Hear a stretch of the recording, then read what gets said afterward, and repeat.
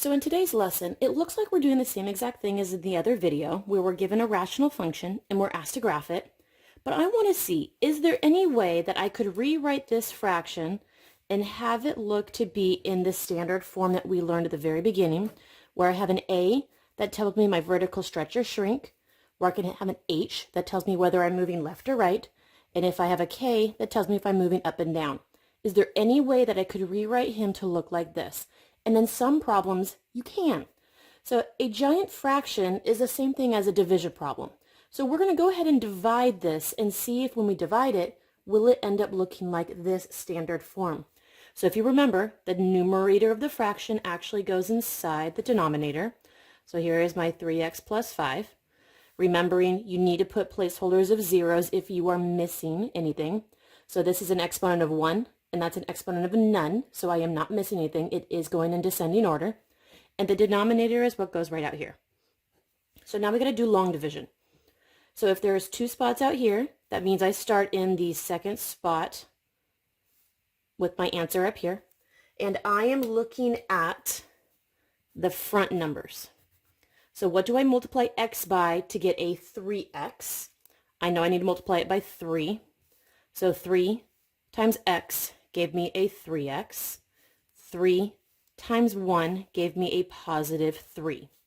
Now remember from 4th grade when you learn long division, you are supposed to subtract these things. So I'm going to give a subtraction sign on each of them. So 3x minus 3x is 0. 5 minus 3 is a 2. If there was anything else, you would carry down. I have nothing else, so this is my remainder. If you remember fraction remainders, you then have to add. That was the remainder of 2, and it was an x over 1. So I was actually able to rewrite this as f of x equals, notice the fraction part goes first, so we're going to put the fraction part first, 2 all over x plus 1, and the added 3 was our k that comes in at the very end. So we were able to rewrite it like we did last time. And so now we can actually use the standard form to see that the numerator 2 tells me that I have a vertical stretch of 2, because remember A told us whether we were vertical stretching or shrinking. So vertical stretch of 2, that's what the numerator means. The added 1 down here tells me that I am moving left and right. So because it's an added 1, that meant I am going to the left 1. And then this added k right out here, remember that k told me if I was either going up or down. So since it's an added 3, this guy goes up 3. And now we're just going to graph it. So here is my graph paper. So I'm supposed to go to the left 1. So here is me going to the left 1, which gives me my new asymptote. I'm going up 3. So here is me going up 3. So there is also my new asymptote. And then I need to do a vertical stretch of 2. So just make it look a little wide. We're guesstimating where it is. It's stretched away from this by about 2. So now we need to say what our asymptotes are. Now this is the axis of symmetry, but this little where the intersection of the asymptotes are is how we decide what they stretch away from. So this was the asymptote of y equals 3, because we went up 3. And this green line was the asymptote of x equaling -1, because we went to the left 1. So your ups, up and downs, left and rights give you your asymptotes. Now I need my domain. Domain is always going to be all real numbers except for the x value you weren't allowed to use because it was an asymptote. Your range is always going to be all real numbers except for the y value. That was your asymptote. And now you need to identify your quadrants.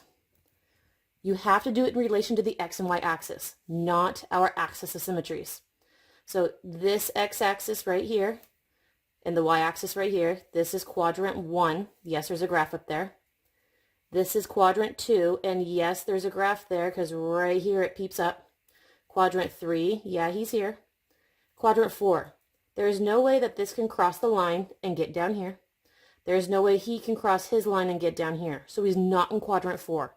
So he's in 1, 2, and 3 only. And that's our answer. So for our next problem, it's the same thing. It looks like a problem that I could have done the formula with the ABCDs, but first I want to see if I can turn it into standard form. And I mean, it's a fraction. Can you simplify your fraction? And I can actually see that they both have negatives. So I'm going to factor a negative out of the numerator and factor a negative out of the denominator. So when you factor a negative out, everybody's signs change. Factor a negative out, everyone's signs change. A negative divided by a negative is a positive. So I have 3x minus 2 all over x plus 1, because negative divided by a negative cancel each other out. So this is an easier problem to work with, but it still has your A, B, C, and D's. I'm going to see if I divided it, would I end up getting a problem where I could easily see my transformations. So 2 out here, which meant I need to count 1, 2, so it meant my first answer goes right here. I only look at the fronts to determine what numbers go up here. So what do I multiply x by? So it would look like a 3x. I multiply it by a 3. So 3 times x is a 3x. 3 times 1 is a 3. And remember, I am then supposed to go in and give each of these a subtraction sign. 3x minus 3x is 0. A negative 2 minus 3 is a negative 5. There's nothing else to carry down. So I'm going to add the remainder of negative 5 all over this x plus 1. So I am able to rewrite this. This is f of x equals, remember the fraction part goes first, negative 5 all over x plus 1, and then you have that added 3 right there. So this is what we're going to graph. And I see that this right here tells me something, because that is A. Because A was negative, I know that I have a reflect across the x-axis. And because it was a 5, I also have a vertical stretch by 5. This one right here, he's left or right, so since he's an added 1, he's a left. So we're going to go to the left 1. And this 3 right here, because it's an added 3, he actually tells us up 3. If it was a subtracted 3, it would have been down 3. So these are all of our transformations. So now we're going to come over here and we're going to graph it. So I'm supposed to go to the left 1. So here's me going to the left 1.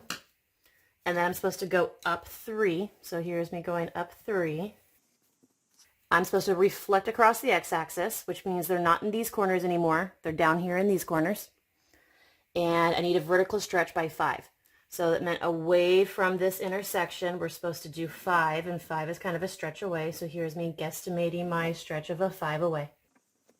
Now we need to go ahead and we need to list our asymptotes. And so we're going to make some room. So my asymptote is this x equals negative 1. And this y equals a 3. We need to find our domain. Domain is all real numbers except for the x value where you have your asymptote. We need to find the range. Range is all real numbers except for where you had your asymptote. And now we need to find our quadrants. Remember, quadrants have nothing really to do with the axis or the asymptotes. So this is quadrant 1. There is no way that he can cross this asymptote to get up here, but he will get close to that asymptote eventually, which is in quadrant 1. So this part of the hyperbola will get in here. This is already in quadrant 2. Quadrant 3. It doesn't look like we have anything in quadrant 3. This one cannot cross the asymptote to get into quadrant 3, but this one is going to get ever so close to this, and it will end up being in quadrant 3. And he's already in quadrant 4. So our quadrants are all 4 of them. So our next problem, can we rearrange him using division so that he would look like the transformation problem? So remember, the numerator was what goes on the inside. The denominator is what comes on the outside. Since there are 2 here, we put our first answer right after the second one there. And our job is to look at the first ones. So what do I multiply x by to get this x? They're to 1. 1 times x is x. 1 times a negative 3 is a negative 3. And remember, we're supposed to put a subtraction sign in front of each. So now we're minusing the x. If I put a subtraction sign right here, it turns it into a plus 3 now. So x minus x is 0. Negative 1 plus 3 is actually a 2. So I have nothing else to carry down. So I have an added 2 all over x minus 3. So I was able to rewrite this problem. Remember, the fraction part comes first. So this is 2 all over x minus 3, and we have this added 1. This is the standard form where we can recognize our transformations. So a is a positive 2, which means that I end up having a vertical stretch of 2. This is a minus 3. So this would tell me either left or right. Because it's minusing, that's telling me that I'm going to the right 3. And this k out here is an added 1, and since it's an added 1, that tells me that I am going up, so I'm going up 1. So I'm supposed to go to the right 3, so here's me moving to the right 3. I was told to go up 1, so here's me going up 1. I have a vertical stretch of 2. So from here, I need to stretch just a little bit. So there's our graph. Now we need to list our asymptote. I see that this is at where y is 1. And this is where x is 3. We need to list our domain. And domain is going to be all real numbers except for where the x cannot be at the asymptote. So x cannot be 3. Our range is going to be all real numbers except for where the y asymptote is. So y cannot be 1. And then we need to look at our quadrants. So looking at our quadrants, it obviously exists up here in 1. It will exist in 2 because he's going to cross and get so close to him. He's in 3, and obviously he's in 4. So he's in all 4 of our quadrants. So our last problem, again, I want to see if I can by any chance make this be in a transformation problem. So we are going to do the numerator on the inside. Denominator goes on the outside. Because there's 2, I start right after the second one. And I'm just going to look at the fronts. So what do I multiply this x by to get a 2x? I multiply it by 2. So 2 times x is a 2x. 2 times 1 is 2. And remember, we're supposed to subtract. So here's me subtracting. So 2x minus 2x is 0. 3 minus 2 is 1. So we're going to add, this is now a 1 all over x plus 1. So f of x is the fraction first, and then you have the added 2. So from here, we are able to see that this right here, because it is 1, there is really no change. So our vertical stretch is by 1, meaning it doesn't do anything. So now we have this added 1 right here, which tells me that I then move to the left 1. And the added 2 right here is going to tell me that I move up 2. So I'm supposed to go to the left 1. So here's me going to the left 1. And I'm supposed to go up 2. So here's me going up 2. And then we said that there was no change in the vertical stretch or shrink. So he's just a 1, which means he's kind of close to our asymptotes. And now we just need to list what our asymptote is. So I see I have a y at 2. And I've got an x at negative 1.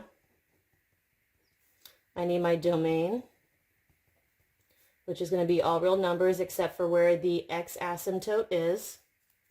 I need my range, which is going to also be all real numbers except for where the y asymptote is. And then we need to talk about our quadrants. So obviously he's up here in 1. He did cross into 2. It did cross into 3. It is in quadrant 1. It did cross into quadrant 2. He is down here in quadrant 3.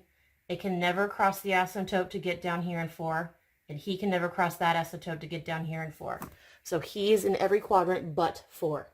So he's in 1, he's in 2, and he is in 3.